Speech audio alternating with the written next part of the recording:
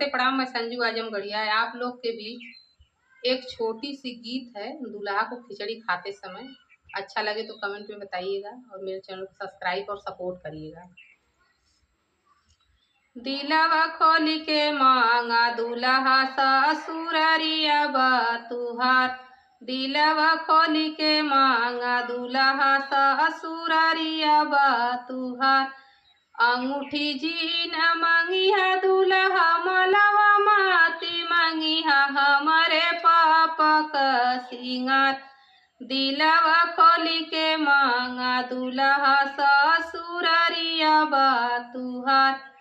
अंगूठी मात मंगिहा दूल्हा मलवा माती मंगिहा हमारे पापा का सिंगार।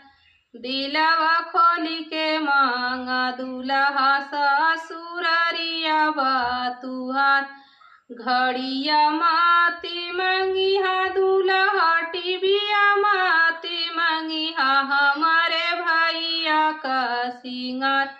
दिलवा खोली के मांगा दूल्हा ससुररिया तुहार। दिलवा खोली के मांगा दूल्हा ससुररिया तुहार।